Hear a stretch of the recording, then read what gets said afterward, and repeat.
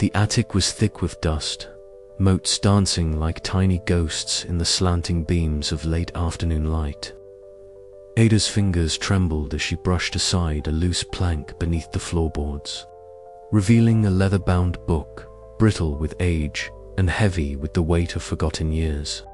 The scent of must and time-worn parchment rose to meet her as she pried it free, the cover cracked and faded, embossed with a symbol she recognized from the family's old tales, the twisted lantern, the emblem of the Hollow River's curse.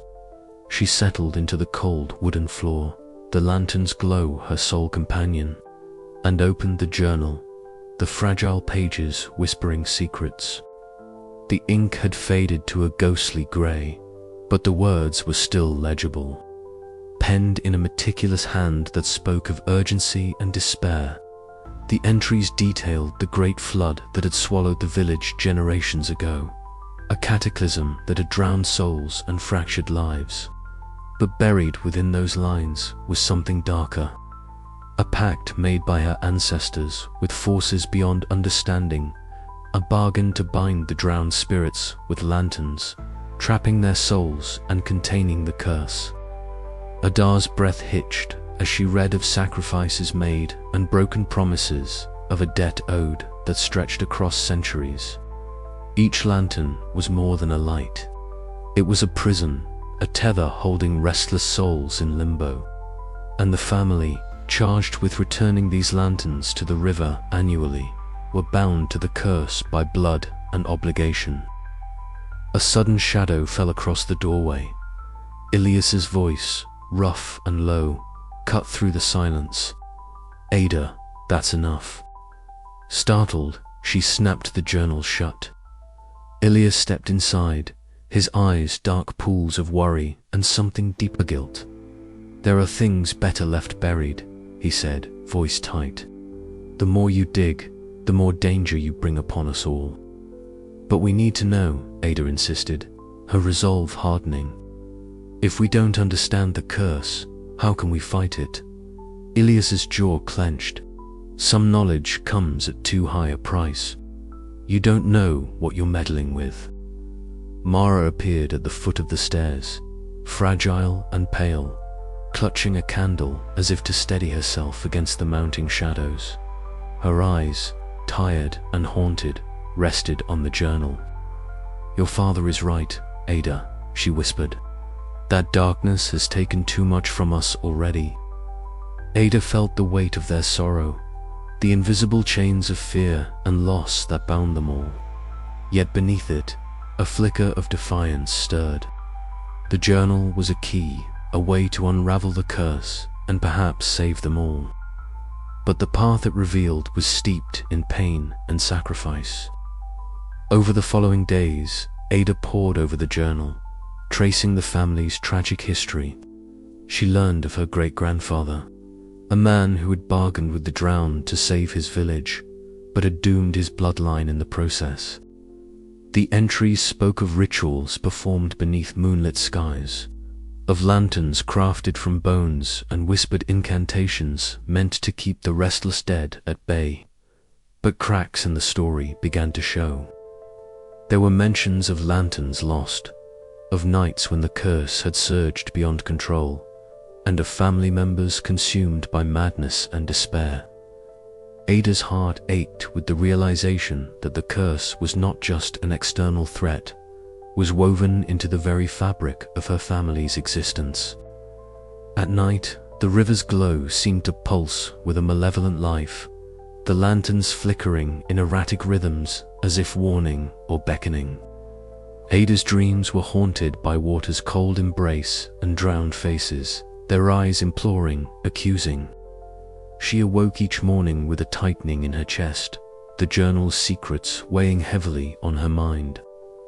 Elias grew more distant, his protective walls rising higher. Their conversations became terse, shadowed by unspoken fears.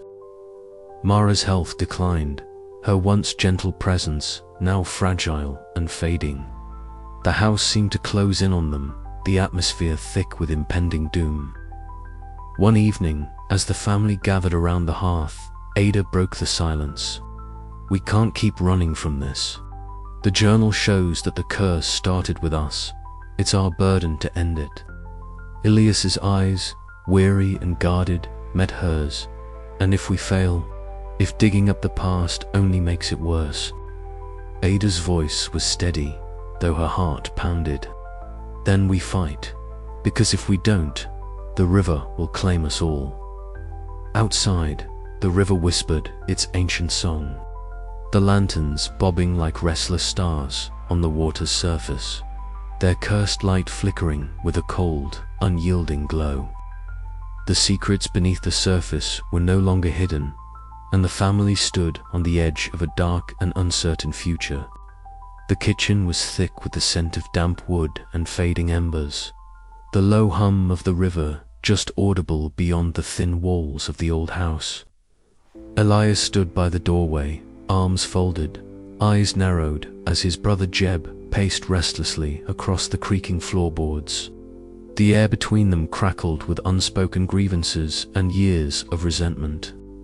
"You still don't believe it," Elias said quietly, his voice tight but steady. "After everything, you still think it's all superstition." Jeb stopped mid-step, turning to face him with a weary shake of his head. "Elias, I've been away from this place long enough to see the world for what it is. The river's just water. Those lanterns, just old lights, nothing more, nothing more." Ilias's voice rose, the years of burden pressing down on him. "They're the souls of the drowned Jeb, the curse that's bound our family since the flood. You think I want to believe in ghosts? I want to protect my family." Jeb's eyes flickered with something like pity, but his tone remained sharp. "Protect them from what? From stories. You're losing yourself to fear, Elias. It's tearing us apart." The tension in the room was suddenly broken by a soft cough from the far corner. Mara sat hunched in her chair, a pale figure wrapped in a threadbare shawl. Her hands trembled slightly as she clutched the fabric, eyes fixed on the flickering lantern above. Mara, Ilias's voice softened as he turned to her, concern etching his features. "You need to rest." She managed a weak smile, but the fatigue in her eyes betrayed her. "I'm fine," she whispered, her voice fragile, just tired. Ada stood near the window, watching the exchange quietly. Her dark eyes reflected the lantern light, a mixture of frustration and fear swirling within them. She had grown increasingly restless these past days, the mysteries of the river and the missing lanterns gnawing at her. Later that afternoon, Ada found herself walking along the muddy riverbank with Lena, the sky a canvas of bruised purples and greys. The water glimmered faintly with the glow of distant lanterns, a spectral procession bobbing gently in the dusk. "Do you really think the curse is real?" Lena asked, her voice low, eyes scanning the quiet water. Ada hesitated, her gaze fixed on the shimmering lights. "I don't know what to believe anymore, but something's wrong. The lanterns are disappearing, and Mara, she's getting worse." Lena reached out, squeezing Ada's hand reassuringly. "Whatever happens, you're not alone.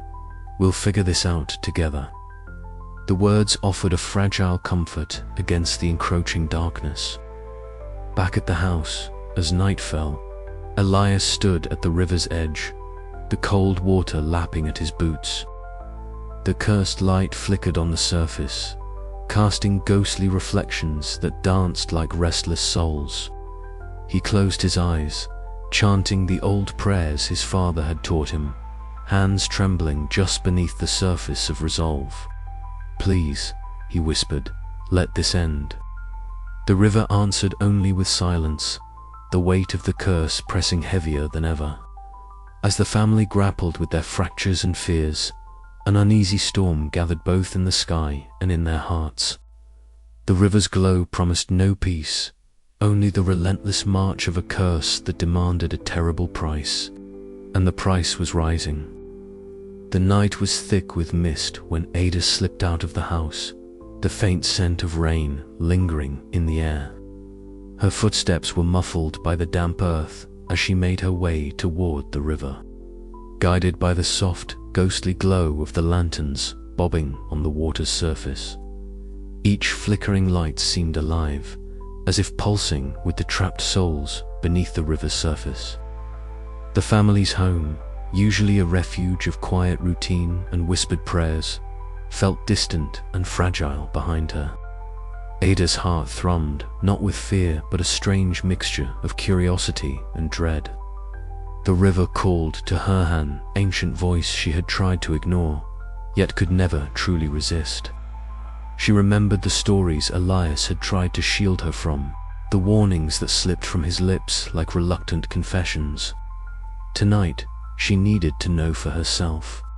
What was it about the lanterns? Why did the river seem to hold them and her family in its cold, unyielding grasp?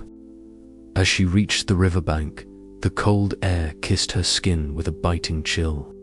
The water, dark and restless, reflected the flickering lanterns that drifted silently, their light casting strange shadows on the tangled branches that clawed at the sky. The whispers, barely audible at first, grew louder, weaving through the rustling leaves and the gentle lapping of the water. Ada strained her ears, catching fragments of voices, some pleading, others filled with sorrow or rage. Suddenly, the water before her rippled unnaturally. A shape emerged, pale and faint, as if woven from mist and moonlight.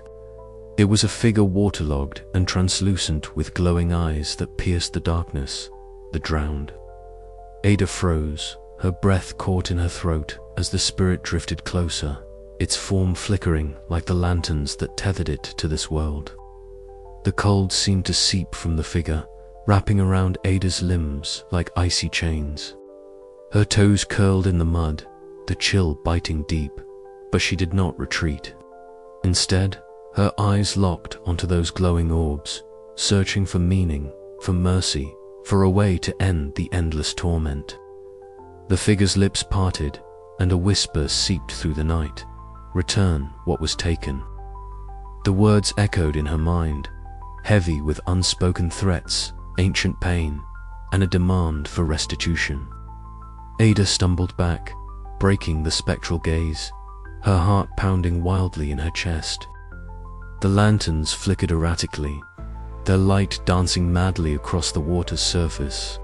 She turned and fled, branches snapping underfoot, the whispers chasing her into the night. Back at the house, Elias sat at the kitchen table, the soft glow of a single candle casting long shadows across his weathered face. His eyes were fixed on the river beyond the window, where the lanterns glowed faintly in the distance. His fingers clenched around a worn wooden charm, a talisman passed down through generations, imbued with protective blessings and desperate hopes. He had sensed her absence, the restless pull that had drawn Ada to the water's edge. His heart clenched with a mixture of fear and fierce protectiveness. The curse was no longer a distant threat, it was closing in, clawing at the edges of their fragile peace. Elias whispered under his breath, a prayer for strength and forgiveness. The river's cold embrace was tightening, and soon the family would have to face the darkness lurking beneath its surface. But for Ada, the encounter marked a turning point, a resolve forged in terror and illuminated by cursed light. She would confront the river, the curse, and the drowned souls, no matter the cost. The night deepened, and the lanterns on the hollow river flickered with restless light, as if warning of the trials yet to come. And in the quiet house, a family braced against the rising tide of dread, bound by blood, guilt, and an ancient debt they could no longer ignore. But the river waits for none, and its cold embrace is patient. Ada's footsteps faded into the distance, but the haunting glow of the lanterns remained an unyielding reminder that some debts are paid only in sacrifice. As the moon dipped behind a veil of clouds, A chill wind whispered through the trees, carrying with it the faintest echo of a promise. The river is watching, and it will not forget. And somewhere, beneath the dark waters, eyes glowed with an unholy light, waiting for the family to answer the call. The river's cold embrace was only beginning. Night fell over the hollow river with a weight that seemed to press down on the very bones of the small fisherman's cottage. Inside, the air was thick with an unspoken tension. The fragile quiet punctuated only by the crackle of the dying hearth fire and the faint, haunting whispers drifting through the cracked windows. Mara sat huddled near the hearth, her pale hands clutching a worn shawl tightly around her thin shoulders. Her soft features, once full of hope, were now drawn and tired, shadows deepening under her eyes like the dark river outside. The wind picked up, sweeping through the skeletal trees and carrying with it a faint susurrus that sounded eerily like voices' whispers from the drowned, murmuring just beyond the threshold of the living world. Elias watched her from across the room, his weathered face etched with lines of worry and exhaustion. He was a man burdened by an ancient duty, stoic yet visibly faltering beneath the weight of ancestral guilt. His deep-set eyes, usually steady and guarded, reflected a storm of fear and helplessness. Each night, the river seemed to grow colder, its cursed light flickering more wildly as if warning of the darkness creeping closer to their home. He clenched his fists, fighting back the urge to scream into the void, to demand reprieve from the relentless torment that had gripped his family. Ada sat silently in the corner, her slender frame tense as she tried to steady her racing heart. The nightmares had become unbearable visions of shadowy figures emerging from the water, glowing eyes burning with unyielding sorrow and rage. Just the night before, she had awoken gasping.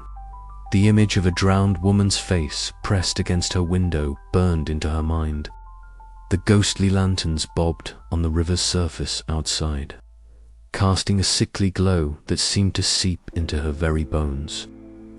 "Mother," she whispered softly, reaching out to the frail figure by the fire. But Mara's eyes remained closed, her breath shallow and uneven. As the house settled into the long hours before dawn, Elias found himself restless, unable to sleep despite the exhaustion that tugged at his eyelids. He rose quietly and moved to the riverbank, the cold night air biting at his skin.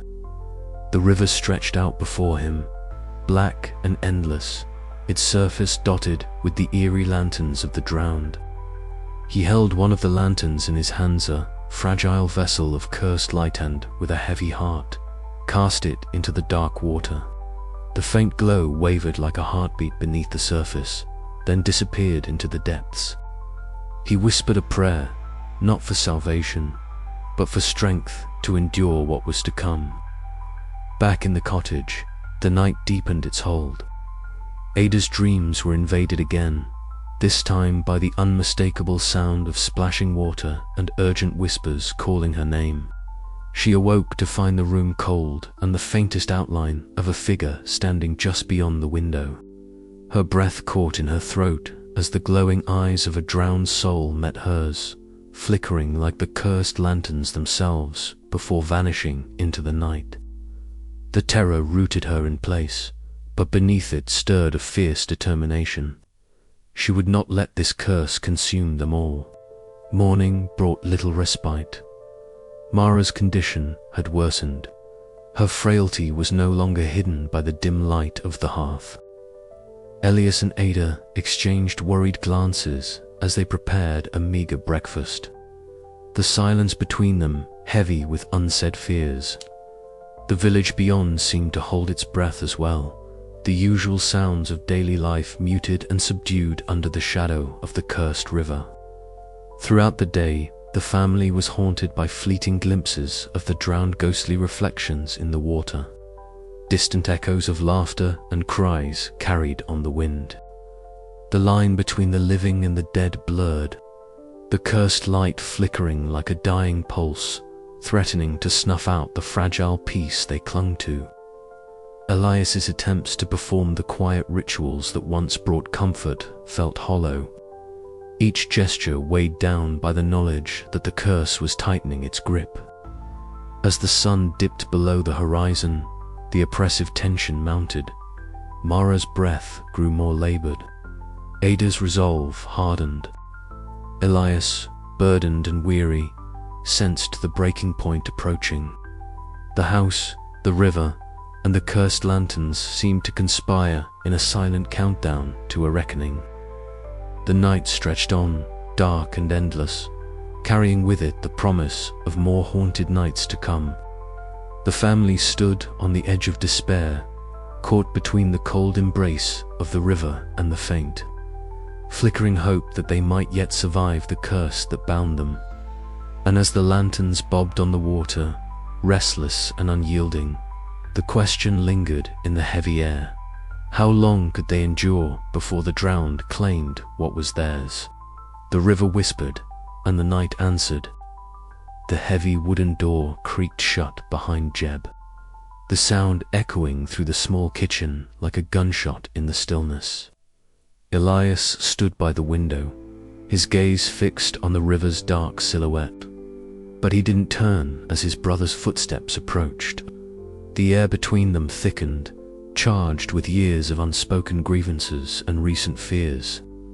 "You're chasing ghosts, Elias," Jeb said, his voice low but sharp, slicing through the quiet. "This curse you cling to, it's killing us. It's tearing the family apart." Elias finally turned, his weathered face drawn tight with exhaustion, eyes reflecting the flickering candlelight. "It's not a ghost, Jeb. It's real. We've seen what happens when the lanterns go missing. The drowned don't forgive." Jeb scoffed, running a hand through his tangled hair. "You and your cursed rituals, always looking to blame something unseen. You're scared, and it's making you blind." Mara sat nearby, pale and fragile, clutching a thin shawl around her shoulders. Her tired eyes darted anxiously between the two men, heart aching as the familiar tension rose once more. Ada stood just inside the doorway, her slender frame tense.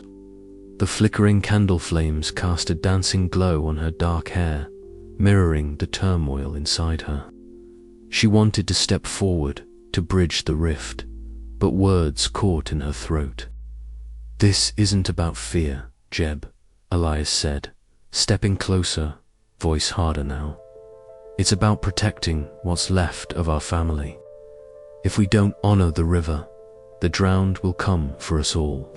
And if you keep living in this nightmare," Jeb replied, voice rising, "you'll lose us anyway. I'm done with this. I'm done with you dragging us down." The words hung heavy, a sharp blade cutting through the fragile bonds holding them together. Jeb's eyes flashed with anger as he turned on his heel and stormed out, the door slamming behind him. Ada's heart pounded. The man she once admired was now a stranger, a symbol of the division threatening to consume them. She pressed her palms to the cool wood of the door, feeling the weight of his absence like a physical wound. Mara's soft voice broke the silence. "Elias, please, we can't let this tear us apart. Not now." He sank into a chair, his hands trembling as he rubbed his face. "I'm trying, Mara, but with every lantern that goes missing, with every restless night, it feels like the river is pulling us deeper into the dark." Ada slipped out of the house, the chill of the evening air wrapping around her like a shroud. The river called to her, its surface dotted with the glowing lanterns of lost souls, drifting silently in the gathering dusk. She stepped onto the worn wooden dock, the boards creaking beneath her feet. The lanterns bobbed gently, their cursed light flickering uncertainly, as if reflecting her own conflicted heart. Questions swirled in her mind. Was Jeb right to reject the curse as superstition? Or was Elias's fear grounded in something far more real and terrifying? Behind her, the faint sound of the river's whispering mingled with the rustling leaves, a haunting melody that promised both danger and revelation. She closed her eyes, breathing deeply the damp, earthy scent of the water, and resolved to find the truth no matter the cost. But even as determination steeled her nerves, a cold shiver ran down her spine. The curse was tightening its grip, and fractures in the family's foundation threatened to let the darkness seep through. Back inside, Mara sat alone in the dim light, her frail hands folded tightly in her lap. The shadows seemed to press closer, the weight of loss and fear suffocating her. Whispered prayers spilled from her lips, desperate pleas for mercy in a world unraveling around them. Outside, the river's cursed lanterns flickered once more, their ghostly glow a reminder that some bonds, no matter how broken, could never be escaped. As the night deepened, the family's fractures grew more pronounced, setting the stage for a reckoning that would test their loyalty, courage, and the very limits of their hope. Ada's quiet resolve burned like a fragile flame against the encroaching darkness. But the question lingered: could it survive the storm to come? The river waited, patient and relentless, its depths reflecting the fractured souls tethered to its cursed light.